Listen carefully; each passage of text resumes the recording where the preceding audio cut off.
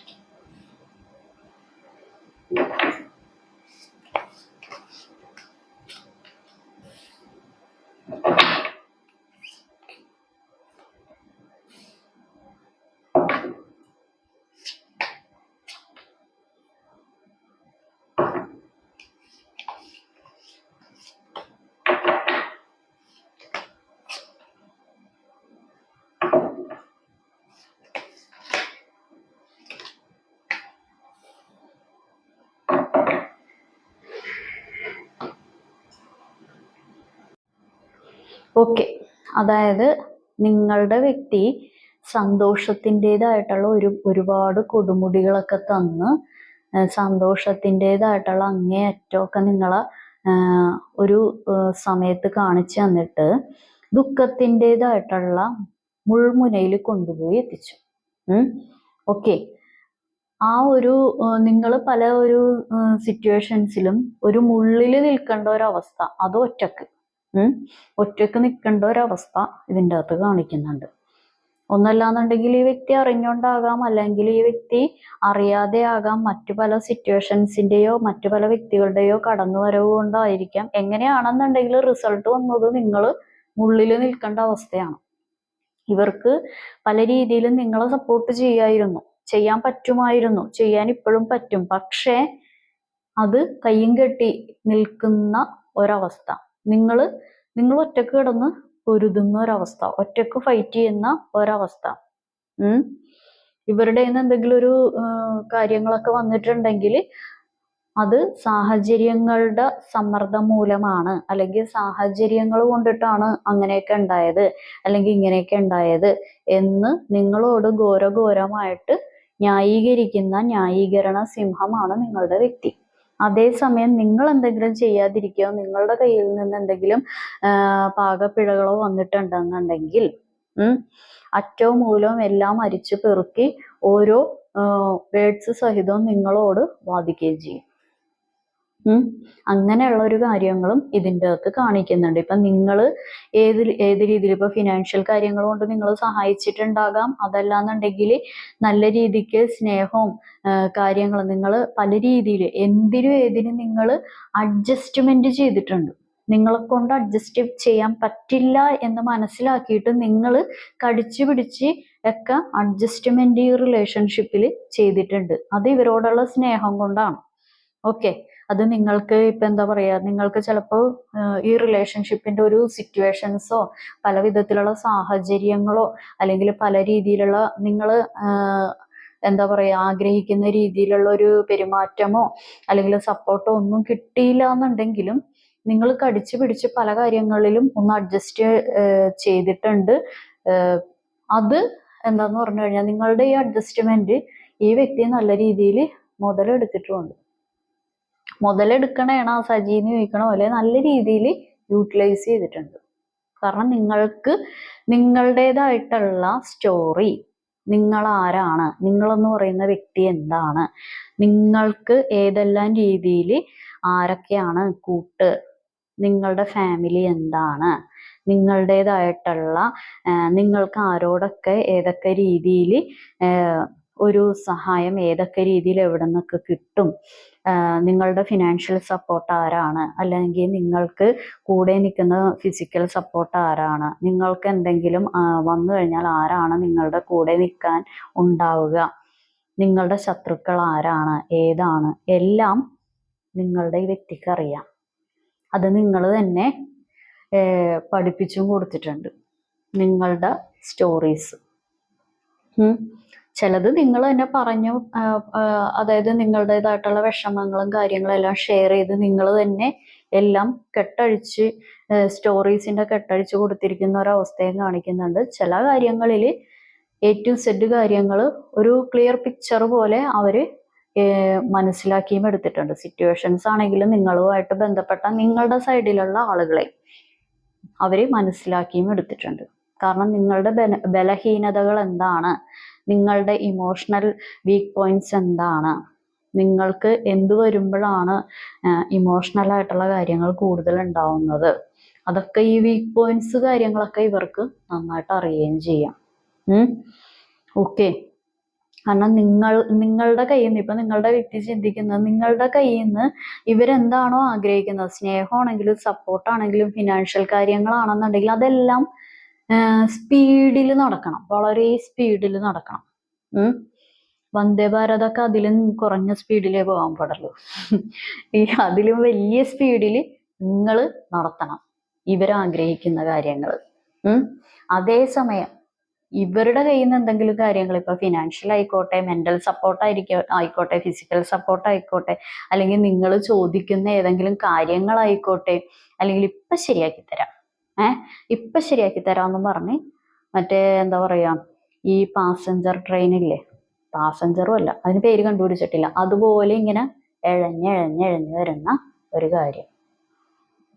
കാരണം എന്താന്ന് വെച്ച് കഴിഞ്ഞാൽ നിങ്ങൾക്ക് നന്നായിട്ട് സ്നേഹിക്കാൻ അറിയാം, ഇത്തിരി ദേഷ്യമൊക്കെ ഉള്ള വ്യക്തിയാണെന്നുണ്ടെങ്കിലും ഇവര് എന്തെങ്കിലും രീതിയിൽ ഒരു സ്നേഹമയമായിട്ടോ അല്ലെങ്കിൽ ഇപ്പൊ ഒന്ന് എന്താ പറയാ, നിങ്ങളുടെ വീക്ക് പോയിന്റ്സിൽ കയറി സംസാരിക്കുകയോ അല്ലെങ്കിൽ നിങ്ങൾ ഏതെങ്കിലും രീതിയിൽ ഇങ്ങനെ ഏതെങ്കിലും രീതിയിലൊക്കെ നല്ല രീതിയിലൊന്ന് സംസാരിച്ചു കഴിഞ്ഞിട്ടുണ്ടെങ്കിൽ ആദ്യമൊക്കെ നിങ്ങൾ ദേഷ്യമൊക്കെ കാണിക്കുമെങ്കിലും പിന്നെ നിങ്ങളെ മയപ്പെടുത്തി എങ്ങനെ കൊണ്ടുവരാമെന്ന് നിങ്ങളുടെ വ്യക്തിക്ക് അറിയാം. അതാ കാരണം ഈ വ്യക്തിയുടേതായിട്ടുള്ള അല്ലെങ്കിൽ ഈ വ്യക്തിനായിട്ട് ചുറ്റിപ്പറ്റി നടക്കുന്ന സിറ്റുവേഷൻസോ മറ്റു പല വ്യക്തികളുടെ ആഗമനം കൊണ്ടോ അല്ലെങ്കിൽ ഈ വേണ്ടാത്ത ആളുകളുടെയൊക്കെ കടന്നുകയറ്റം കൊണ്ടോ ഒരു ഫാമിലി തലതിരിഞ്ഞു വന്നിരിക്കുന്ന ഒരവസ്ഥയാണ്. നേരെ നിൽക്കേണ്ട ഒരു കുടുംബം തലതിരിഞ്ഞാണ് ഇരിക്കുന്നത്. അത് ചിലപ്പോൾ കുട്ടികളുടെ കാര്യത്തിലായിരിക്കാം, നിങ്ങളുടെ മൊത്തം വീടായിരിക്കാം. വീട് തലതിരിച്ചു വെച്ചിരിക്കുന്നു എന്നല്ല കേട്ടോ, മൊത്തം നമ്മൾക്കൊരു ബാലൻസ് ഉണ്ടല്ലോ ജീവിതത്തിൽ, ആ ബാലൻസ് നഷ്ടപ്പെട്ടിരിക്കുന്ന ഒരവസ്ഥ. അങ്ങനെയുള്ളൊരു കാര്യം ഇവിടെ കാണിക്കുന്നുണ്ട്. എങ്ങനെയാണെന്നുണ്ടെങ്കിലും നിങ്ങൾ ഈ വ്യക്തിക്ക് എതിരായിട്ട് എന്തെങ്കിലും ചെയ്യുമെന്നുള്ളൊരു ടെൻഷൻ ഉണ്ട്. ചെയ്യില്ല, നമ്മൾ ഇങ്ങനെ പകുതി മനസ്സായിട്ട് ചിന്തിക്കില്ലേ, ചെയ്യോ ചെയ്യില്ല, ഇനി ചെയ്താലോ.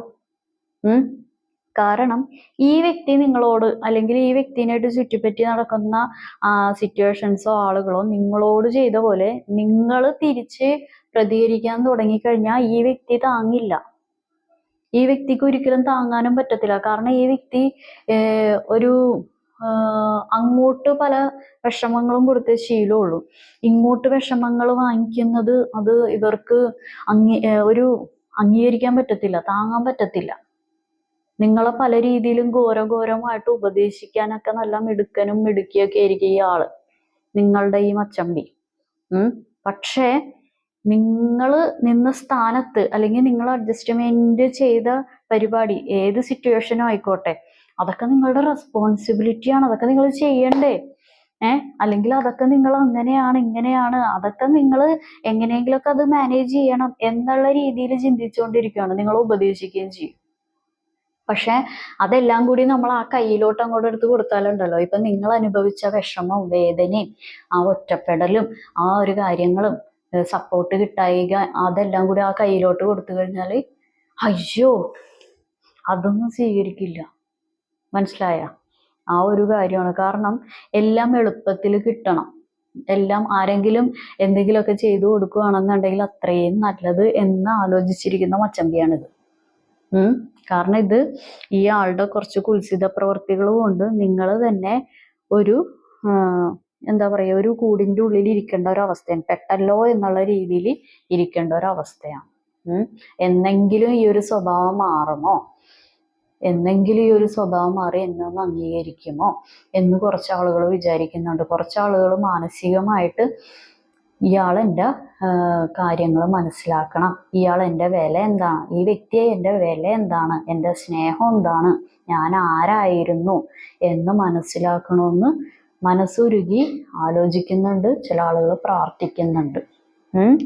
അങ്ങനെയുള്ള കാര്യങ്ങൾ ഇവിടെ കാണിക്കുന്നുണ്ട്. ഒന്നല്ലാന്നുണ്ടെങ്കിൽ നിങ്ങൾ ലോങ് ഡിസ്റ്റൻസിലായിരിക്കാം, അതല്ലാന്നുണ്ടെങ്കിൽ ഈ അന്യഭാഷ, അന്യദേശം അങ്ങനെയുള്ള സ്ഥലത്ത് നിന്ന് കാണുന്നുണ്ടാകാം. അന്യഭാഷക്കാരെ നിങ്ങൾ പ്രണയിക്കുന്നുണ്ടാകാം, അല്ലെങ്കിൽ അന്യഭാഷ ആയിട്ടുള്ള ആളുകൾ ഈ വീഡിയോ വാച്ച് ചെയ്യുന്നുണ്ടാകാം. അല്ലാന്നുണ്ടെങ്കിൽ നിങ്ങൾ കടൽ കടന്ന് കാണുന്ന ഒരു എനർജി, വിദേശത്ത് നിന്ന് കാണുന്ന ഒരു എനർജി.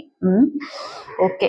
അതുമല്ലാന്നുണ്ടെങ്കിൽ നിങ്ങളും നിങ്ങളുടെ വ്യക്തിയും ഒരുപാട് ട്രാവലിംഗ് കാര്യങ്ങളൊക്കെ ചെയ്യാൻ ആഗ്രഹിക്കുന്ന വ്യക്തി, ഡ്രൈവിങ്ങിൽ ക്രേസുള്ള വ്യക്തി, അങ്ങനെയുള്ള കാര്യങ്ങളൊക്കെ ഇതിൻ്റെ അകത്ത് കാണിക്കുന്നുണ്ട്. ഓക്കെ, നമുക്ക് നോക്കാം.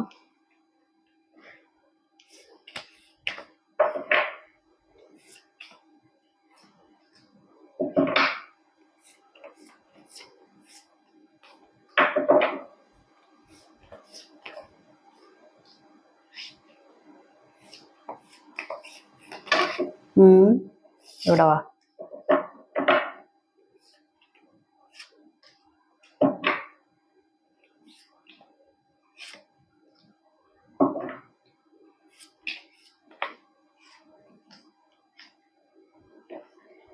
ഓക്കെ.